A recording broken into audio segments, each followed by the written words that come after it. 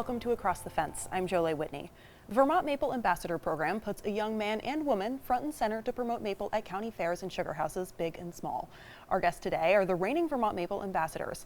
In the second half of our program, my colleague Keith Silva will introduce us to Olivia Palmer, the 2024 Maple Ambassador. First, it's my pleasure to introduce Olivia's counterpart, Noah Gagne, who serves alongside Olivia as the 2024 Vermont Maple Ambassador. Welcome, Noah. Hey, good morning. Good morning, and you said that you just come from the sugar house, so how's the season been so far? It's been average. Nothing super special. Not incredible, yeah. Not incredibly hot. I mean, it's still, you still got a couple months left, right? Yeah, we figure about 10 days at our place. Okay. All right. Yep. And how many trees does your family tap? We boil for 30,000. We have 22,000 tops of our own. Wow. So. And so you get some sap from other trees? Yeah, we buy in 8,000. Yeah, or 8,000 tops worth. And where's your family farm? We're up in Gagne, Vermont, way up by the border. And your bio says you have some fond memories working in the woods with your father and your grandfather, so tell me about some of those. Well, we used to go out, three of us, and we used to run main line and top together and pull spouts together. We pretty much did everything together. I never really went to daycare. I was always out in the woods with them. And so what do you do now? Is it the same? Yeah, now my grandfather's at the sugar house and he boils and does everything around the sugar house pretty much. And then me and Dad go out to the woods, and my sister's boyfriend comes out to the woods with us and helps us out. So it's really just a big family operation.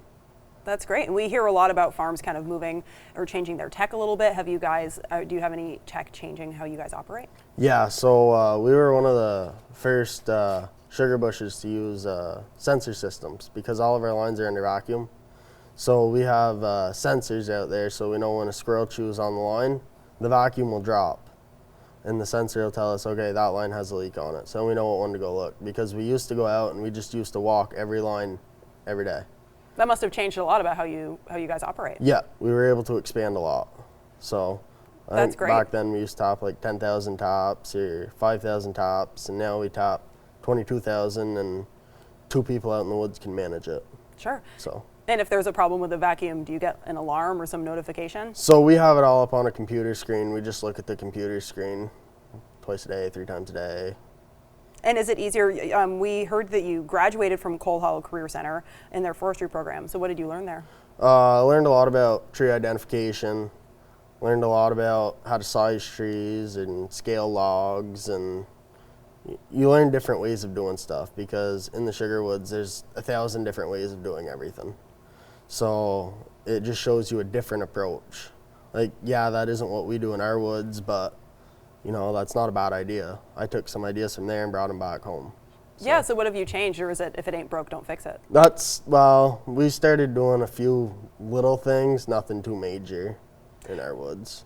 And you worked with some fellow students there, so after working with your family so much and then students, which is easier for you? I like working with both. I mean, the students, I knew a lot about maple, so it was more of me teaching them, and with family, we all work together. So it was nice working with both. A bit of a different dynamic, though. It's just different dynamic, that's all Sure. it is, yep. And as your time as an ambassador, you've been able to travel all over New England, so does anywhere stand out from your memory? I really like the Big E. That was a lot of fun for me. I got to meet a lot of people, got to go down there and got to walk around the fair a little bit. That was a lot of fun. And so when you were down there, did people ask you a lot of questions about maple? Yeah, we got questions all day long about maple. Anything really stand out in your memory was a really common question? A really common question is like, is anything added to the maple syrup? And it's like, no, nothing's added to the maple syrup. It comes out of the tree, we boil it down. So you guys don't add anything to your maple? No, we add nothing to it. Nope. And do you spend a lot of time in the Vermont building? How was that experience? Yeah, we were in the Vermont building all day, and I think I was there 3 days, I think. And we were there all day. Absolutely, and I think it's almost every year, and this year especially, it was the busiest day in Big E history is on Vermont Day. It always brings in a huge crowd. So what was it like to be part of that? Was it crazy? It's always a big crowd down there whenever I'm down there. The Vermont building, the whole hallway is just packed. Do you have to correct anyone's ideas about maple when you're down there? I mean, they don't really know what it is down there. Like, they know what it is, but they don't know it's a pure product that comes straight out of a tree. You know, Sure. like, we don't add nothing to it. That's the biggest thing. And you obviously work in a sugar bush now. Is this something that you want to continue to do? Yeah, I think so. Yep, I enjoy it. Yeah, absolutely. Maybe in 50 years you'll be running your family farm with your grandkids. Hope so. Yeah, that would be great. Hope so. And obviously maple syrup comes out in its purest form, but there are also other ways to enjoy it. So do you have a favorite maple treat? I like maple candy or maple cream. Maple cream's pretty good. We take that and we put it on everything. Sure. So do you make that yourself at home? Yep. We make maple cream, maple candy, maple coated nuts, pretty much everything maple. I tried sugar on snow. Is that something you guys do? We heard about sugaring parties after the year. So is that something you guys do? We do sugar on snow once in a while. It's just something the whole family gets together at the sugar house and we'll make some sugar on snow. Well, that's incredible. You guys are pretty lucky. Yeah. Well, thank you so much for joining us. Thank you. And now let's actually head over to Jericho, where Keith Silva is meeting up with Noah's counterpart at what is, in our opinion, the best maple creamy stand in Vermont. Thanks, Jolie. You're correct. Palmer Lane Maple has the best maple creamies in Vermont. There, I said it. In a moment, we'll show you the secret ingredient that makes them so good. First, I want to talk with Olivia Palmer, who's the other Vermont Maple Ambassador.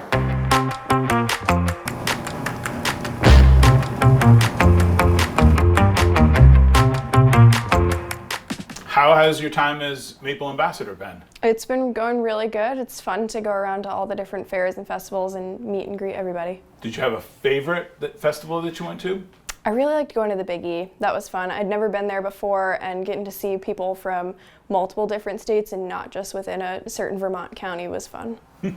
So would you see the same people from the same county, or? A few of them, yeah. We've got a few different people in the industry that take on high roles in multiple places, so you get to know their names and faces. So tell me where we're standing.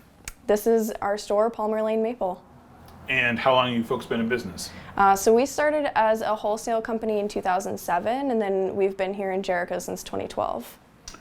Where do you get the maple for your creamies and products that you sell? We partner with a lot of different local maple producers. We really try to promote and support as many as we can. You know, we're all part of promoting Vermont maple as an industry and the Vermont brand.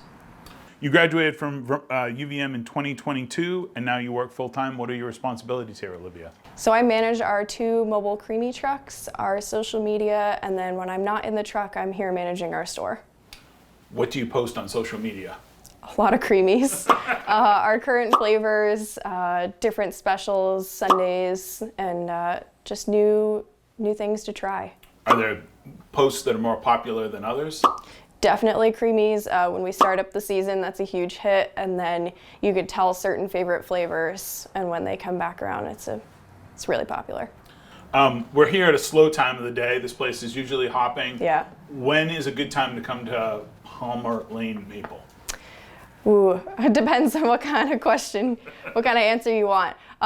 Most popular time is after dinner, 7 o'clock, 7:30. Everybody's coming back, getting their dessert fix in. If you're looking for a slow time, anytime like 1 or 2 o'clock. 1 or 2 o'clock is slow. Yep. No one's getting after lunch creamies. Not really. Generally, it's nap time. People are out running errands, picking the kids up.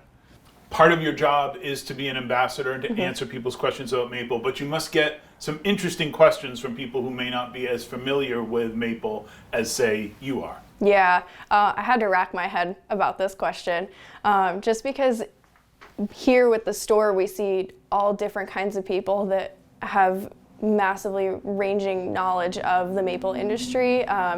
So I think probably one of the better questions is either what trees do you tap to get dark, or how does a sugar maker choose which grade they make? Those are always fun. And it's all in the sport of education, right? Yeah. You're not sort of making fun of someone because they don't know where the dark syrup comes from. Yeah, it's a wide range of knowledge. Vermonters tend to know more, and especially if your region produces syrup, or maybe you've got a neighbor that does, you're going to know more than somebody, say, in Texas, where that isn't really surrounding them and what they know. Do you get a lot of Texans coming to the shop here? We get a few. I'd actually say more international folks. Really? Yeah, a good number. I just had a woman stop in on our way back home to the Netherlands, and she was taking maple home with her. What do they think when they try maple? A lot of international folks think it's too sweet. Oh. Sugar is very American, and so to have concentrated sugar, Sometimes can be a lot, but I think people like the natural aspect of it and the fact that it's local to us and we can produce it here. Do you have a favorite creamy flavor or ice cream treat that you make here?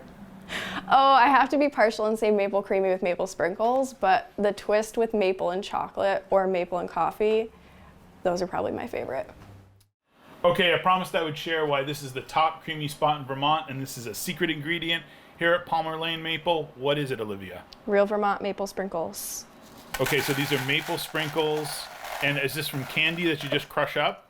It's a proprietary recipe, Oh, but we make it in-house. okay, a proprietary recipe. There you are. All right.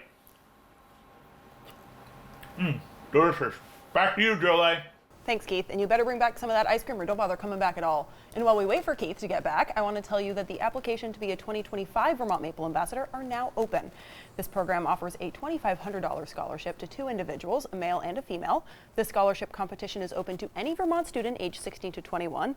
Potential candidates do not have to come from a family of sugar makers, but they must have knowledge and experience about maple production. You can visit the website on your screen to apply. And look who we have here. Well, Jolie, your wish is my command. We got this fresh from Palmer's just for you. We put the maple sprinkles on it and everything. Ice cream for lunch again. Thank you, Keith. And thank you for watching. That's our program for today. My thanks to the crew at WCAX here behind the scenes for always keeping it sweet and cool. I'm Jolie Whitney. This is Across the Fence. Have a good one.